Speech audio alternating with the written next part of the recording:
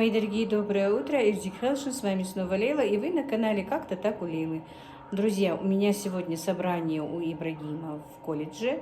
Еду на собрание в Косынке от Ирины, как видите. Я надеюсь, я где-нибудь что-нибудь да поснимаю, посмотрим, друзья. Вызвала такси, жду, потому что на автобусе, на маршрутке было бы долго, а я не управилась еще с утра. Погода у нас шикарная, я вам сейчас покажу. Так, одену свои туфельки.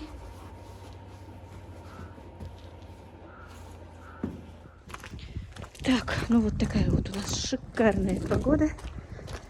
И поехали. Такси уже приехало. Очень даже тепло.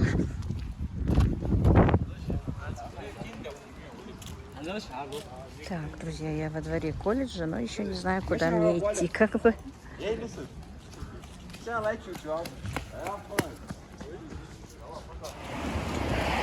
Так, ну, друзья, вышли с колледжа. Это тут у нас в Назране центральная мечеть. Рядом, прямо рядом с колледжем. Такая вот красота. Ну, на собрании, скажу, мне было приятно, конечно. Ибрагима хвалили, что поведение, что оценки. Это, конечно, меня радует. Надеюсь, он так и будет продолжать учебу, как бы. Сам он мне говорил, что хочет закончить на красный диплом, как бы, но не знаю, посмотрим. Пока вроде бы пятерки, все пятерки, четверок пока нет, но оценок еще очень мало. Ну, посмотрим. Желание у него есть. Самое главное, что он хочет учиться. Да, посмотрим. Конечно, приятно, когда твоего ребенка хвалят, что краснеть не надо.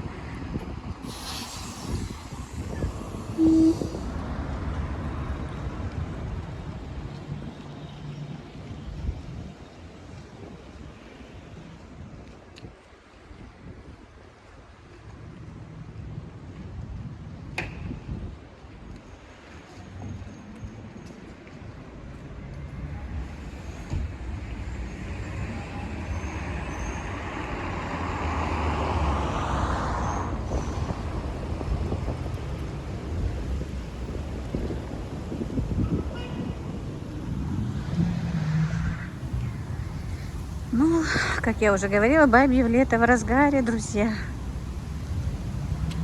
Листья падают. Красиво, все-таки красиво. Каждая погода по-своему красива. Учителя мне тоже понравились. Я вообще не приходила, если честно, сюда. Уже сколько, 1,5 месяца учатся дети. Не заходила. Хороший преподаватель, мне понравилось. Ага.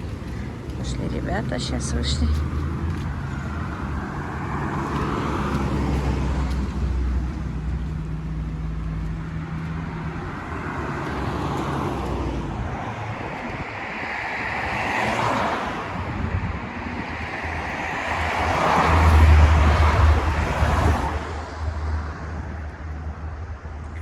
Так, немножко пройдусь пешком. Хочется ждать маршрутки. И где-нибудь, наверное, перекушу, потому что раз я уж выехала, пойду, наверное, и на рынок. Но что-то я проголодалась. Я выскочила. Ну, еще и рано было обедать. Не пообедав. Поэтому сейчас куда-нибудь надо будет зайти да пообедать.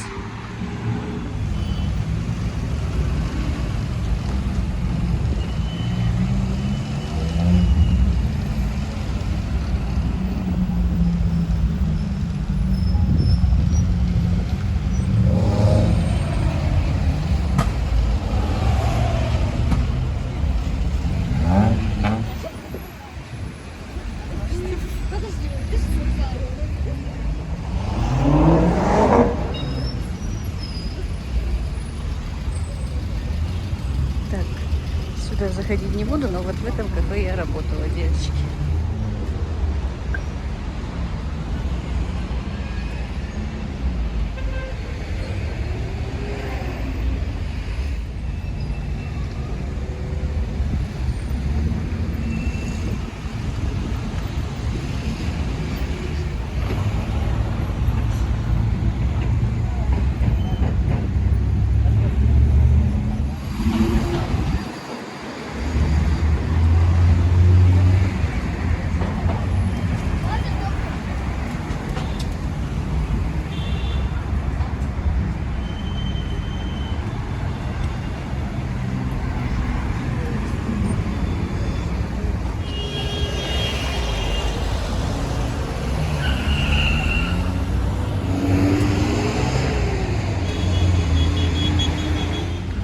Так, друзья, ну и у нас есть свой Арбат, как бы парк Арбат. У нас такой вот небольшой парк, детский развлекательный комплекс. Ну, в комплекс я заходить не буду. Конечно, у нас в Ингушетии очень мало, как бы, достопримечательностей, как республика маленькая, еще только развивающаяся. Хотелось бы, конечно, чтобы всего было у нас побольше, но вот как-то так.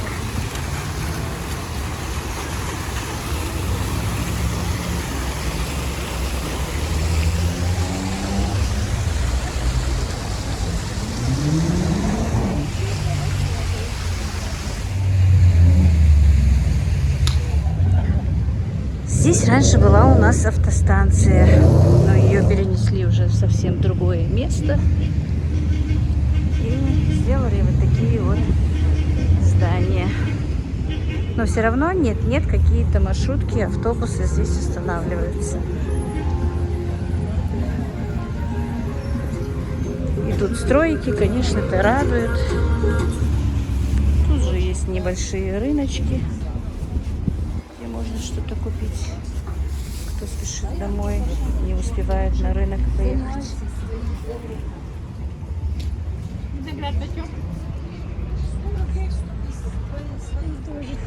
И вас, да, хорошо? А друзья спрашивали, бывает ли у нас дыня? Ой, тыква вот такая вот. Бывает, вот видите. И сколько такая тыква? Тыква такая сколько стоит? 50. 50 килограмм, да? Так, продавец хотела, чтобы я ее показала. Привет. В Азербайджан, привет. Вы же азербайджанка? Вот передавайте, вас будут видеть.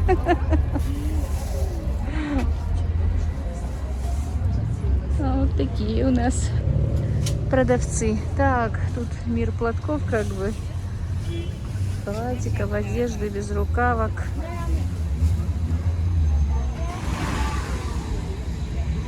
Пекут узбекский хлеб.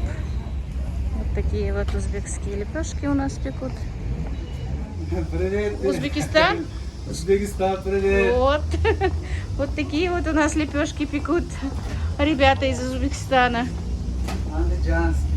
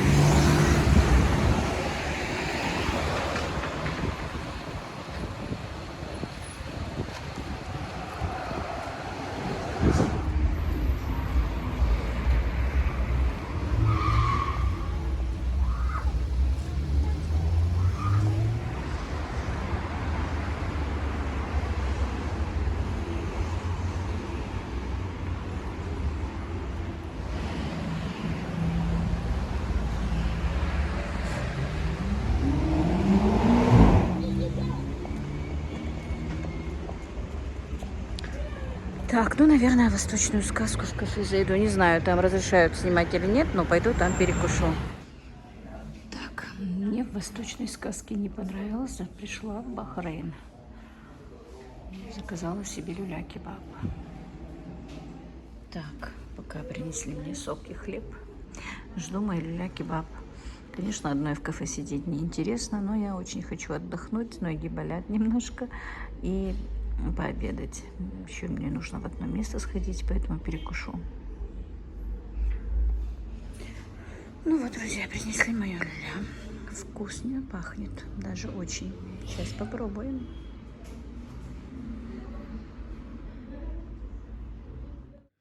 Ну вот, друзья, приехала я с Назрани, отдохнула. Очень устала. Во-первых, я устала от того, что я походила пешком и натерла себе ногу. Огромный волдырь на правой ноге, что я вот пришла, уже час, наверное, валялась в постели, не могла на кровати настолько у меня болели ноги. Но, как вы знаете, работа не будет нас ждать. Не выполнила намеченные планы, что хотела сегодня сделать. Мне нужно было еще сходить. Обязательно хотелось пойти в магазин, овощной магазин, и рядом с ним как раз магазин посуды. Ну, покупать сегодня, может быть, и не покупать. Ну, мелочь хотелось купить, но мне нужно было посмотреть цену в этих магазинах и сравнить с ценами, которыми мы вот сидим, играем в котел, как я вам, помните, говорила, что я покупаю посуду, вот играя в котел. Потому что, ну, наличными у меня, признаюсь честно, не всегда бывают эти деньги, во-первых. Во-вторых, мне не хочется тратить деньги, которые зарабатывают мальчики. Их мы, как вы знаете, в другие цели отправляем. А то, что я сама заработала из заказов там или с Ютуба, на это я стараюсь так себе купить именно или что-то лично для себя, или посуду. Поэтому хотела посмотреть посуду, чтобы, ну, не сразу вкладывать деньги, я по частям. Мы играем в котел там на 6 человек, на 5 человек, на 4 человека. И покупаем там посуду, ну, там много чего. И мебель там есть, и бытовая техника там есть. И поэтому хотела сравнить, если там очень дорого, чтобы там не покупать. Так, простите, мне звонят. Так, ну, короче, из-за того, что я очень устала, я никуда не сходила. А в овощном магазине мне нужно было посмотреть картошку и лук. Там в Инстаграме было объявление, что по 44 рубля какая-то иранская картошка и, по-моему, по 19 рублей лук. Хотелось посмотреть, что за... Хотела килограмм 10 купить, но я просто не смогла туда пойти. Приехала на такси домой. Ну и все. Остальное вы знаете, как бы. Сейчас у меня по плану творог. Ну, я не буду вам показывать, наверное, как делаю творог. Вы это видите. Или, может быть, в быстром темпе вам покажу. А потом хочу сделать, все-таки у меня давно стоят баклажаны, болгарский перец, помидорчики, оставленные для салата. Все по 10 баклажан. Ну, салат, баклажаны, все по 10, короче. Сделаю этот салатик. Ну, вот как-то так, друзья. Так. Все, теперь приступаем к творогу.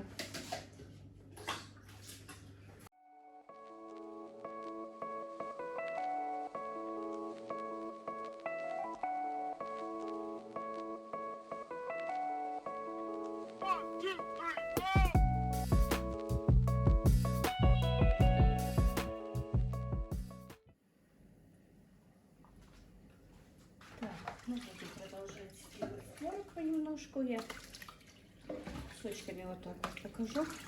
Сначала в таком вот я именно дуршлаге побольше как бы убираю лишнюю сыворотку, а потом перекладываю вот такой вот поменьше.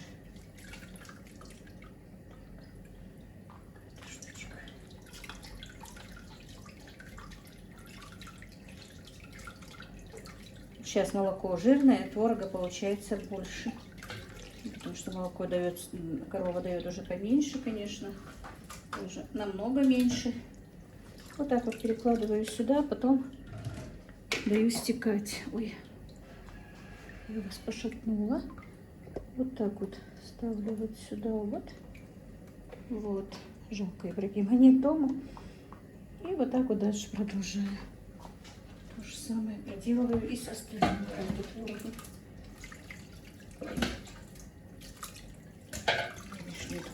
Лишнюю сыворотку сейчас с кастрюли сняла. И, друзья, у меня спрашивали, какой фирмы эта кастрюля. Но я как-то пропустила этот комментарий ответить, не ответила в комментариях. Но вот тут написано Бохман, по-моему, да. Вот фирма Бохман, вот эти кастрюли. У меня их, сейчас я вам скажу, сколько. 3 огромных. Получается, да, на 60 литров, на 50 литров, это на 30 литров. И одна на 16 литров и одна на 14 литров. И одна на 10 литров. Вот. 3. Сколько это получилось? 6 штук, короче говоря, этих кастрюль. Я их покупала давно. Ну, скорее всего, даже лет 10 тому назад. Они и тогда были дорогие. А сейчас они вообще стоят очень дорого. Но они стоят этого. Ничего тут не пригорает, не подгорает, вот ничего. И чистить их удобно. Прошелся такой, знаете, я знаю, на губку с той стороны, где вот шершавая, туда кладу Пемолюкс и какой-нибудь жидкое моющее средство. И протираю ими, и все, он кастрюля блестит. Вот. Так, ну все, пока еще одна кастрюля у меня согрелась. Но я сейчас вам покажу вот 3 творога, как я сделала. Сейчас, минуточку. Ноги болят ужасно, конечно. Так, вот, смотрите, вот. Теперь я их переверну. И с той кастрюли тоже буду делать творог, а эти я сейчас переверну. Они немножко подстекли, как бы, ну, стекла с них сыворотка. И вот тут вот в этом большом блюде. И вот так вот я переворачиваю его. Вот. Вот, видите? И вот так вот переверну все 3. И у меня будут теперь уже вот до утра стоять. Я их прикрою снова вот так вот этой же штучкой, например, и переворачивать вот так вот легко. Вот раз. И все. И вот так вот. И они у меня будут стоять до утра, прикрытые, стекать. А утром я их уже вот переложу в холодильник. Эти 3, скорее всего, уже в морозильник, потому что у меня, ой, я это все шитаю и шитаю, что творога у меня много уже. Так, ну вот, друзья, у меня получилось 4 таких хороших творога и 1 еще не такой полный. Они чуть-чуть постоят еще у меня, стечет сыворотка, переверну еще раз, они будут уже более красивой формы, как бы. Но я их сейчас отставлю отсюда, чтобы мне не мешали, а сейчас буду делать салатик. Так, друзья, хотела, как вы знаете, сделать салат, но опять-таки все пришлось по-другому. Мне написали сообщение, что нужно сделать 5 наших лепешек хенглыш с тыквой. Я не стала вам ничего тут показывать, потому что побоялась, что я не успею. А сейчас вижу, что я по времени успеваю, и покажу вам. Ну, не покажу вам, просто вы будете знать, потому что салат у меня не получится сейчас, если я его буду... салат сейчас еще снимать, то я не успею, наверное, его сконвертировать как бы.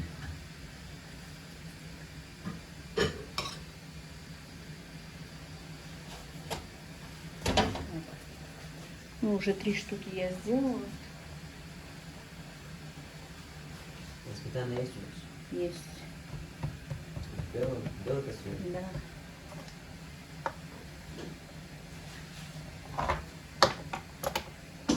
Так, друзья, не пугайтесь, что у меня много муки. Всегда, у меня муки бывает всегда много. Но потом я ее, конечно, стряхиваю.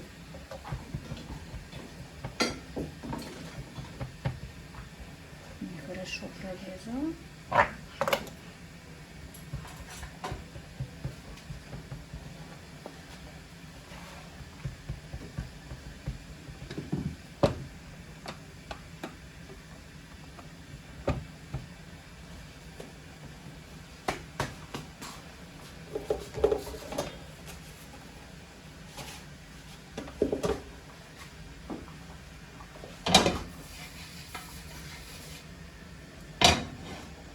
Масло я подогрела уже, растопила вернее, чтобы намазывать.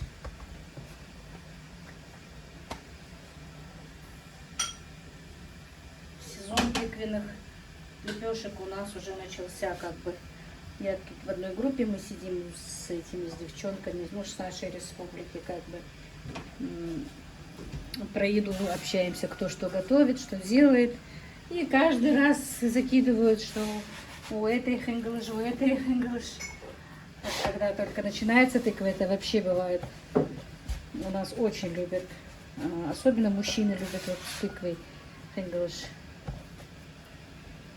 Лепешки с тыквой, короче, друзья.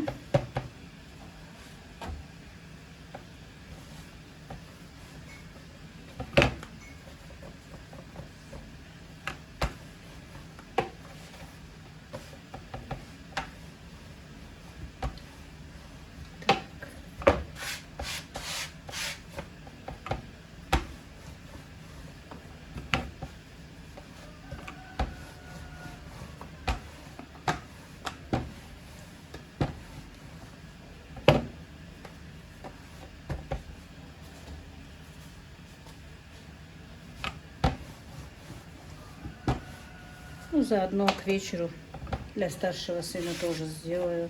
Ну, вечер-то уже, но он просто попозже приезжает. Приходит с работы, вернее. После 7 вечера только он приходит. Сейчас 5 часов вечера.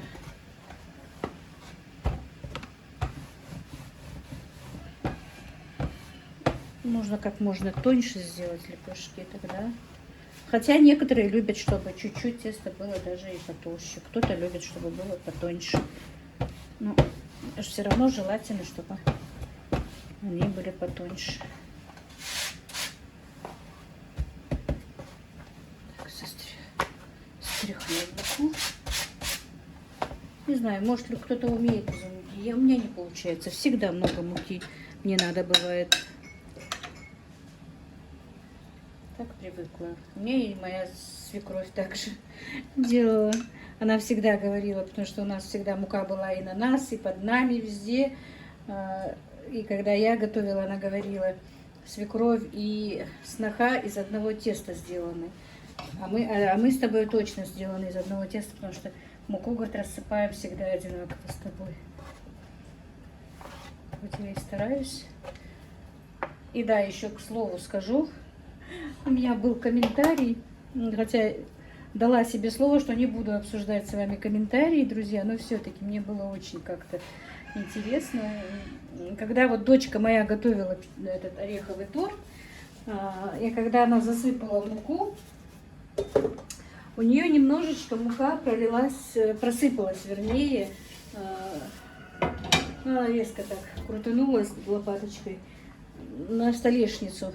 Так мне одна подписчица написала, ну я вот сейчас дословно не вспомню, что как вы это неаккуратно делаете, если снимаете, почему так неаккуратно, все отписываюсь. Ну неужели, друзья, я не знаю, вы дома готовите, неужели мука не рассыпается, что-то не проливается, молоко не убегает, что-то не горит? У меня бывает, причем частенько, потому что, ну, я много чем сразу начинаю заниматься, и у меня иногда и молоко убежит, иногда и пенка убежит с этого, когда мясо ставлю, не успеваю. Ну, не каждый раз, конечно, но эти случаи бывают, и мне кажется, эти случаи бывают. Поставь сметану обратно в холодильник. У любой хозяйки, но из-за того, что там немножко рассыпалась у нас мука, просто я не стала останавливать камеру, не стала ее убирать. Человек отписался от меня. Мне бы просто было даже очень интересно посмотреть, как она готовит. Настолько ли она такая перфекционистка, как она в этом, наверное, говорила или хочет сказать этим, что вот прям такая аккуратная, прям такая чистюля. Ну что ж поделать, значит, я не ее человек, она не мой человек. Ну, мы не идеальны, мне так кажется. Напишите, у вас не просыпается мука или еще что-то, не проливается что-то другое. Я в тот день прочитала комментарии, как раз сепарировала молоко. И представляете, как-то, ну, я еще не читала даже этот комментарий, когда вот у меня произошло такое. Я почти полкружки молока пролила мимо. Ну, так получилось. Я зацепилась за что-то и пролила это молоко, прям испачкала все, и столешницу, и комод, все испачкала, пришлось вытирать. Ну, неужели этих случаев у людей не бывает? Или это я такая криворукая? Мне просто интересно, у вас бывают такие случаи, друзья? И стоит ли из-за этого прям, ну, отписываться от человека или еще что-то? Вот такие вот дела, друзья. Тут вам не просто так вести блог, как бы. Хотя, и опять-таки я сказала, что это не кулинарный блог, что это у меня не постановочно все. Мне бы очень хотелось, чтобы вы поняли, что ну, ничего не постановочного у меня нет. Как вот включаю камеру, и как меня понесло, так понесло. Чтобы я там подготовила, что-то рассказывала, говорила, этого не бывает. Иногда я же даже несколько дней не снимаю, потому что вот, ну, не знаю, что я буду говорить иногда, вот, ну, вот не знаю, действительно, что-то показать, чтобы было интересно. Одну и ту же готовку, которую я делаю, бывает, тоже не хочу показывать. Но вот все равно, вот видите, сегодня хотела салатик другой сделать, а все равно те же хинглыш, которые я миллион раз делала. Но если я сейчас еще и это не сниму, то не будет у меня как бы ролика. Поэтому я же показываю каждый день свою жизнь. Так, друзья, значит, уже пришли за лепешками. Я не стала показывать вам, как намазываю, вы это видели. Вот, теперь переложу. Вот такую вот сделали из картонки импровизированную как бы подложку, потому что у меня круги уже закончились. Так, вот, раз, два, три, четыре, пять. Дай, где фольга? Давай сюда фольгу. Ну, заказывает соседка, поэтому далеко нести не надо. Мальчик уже пришел.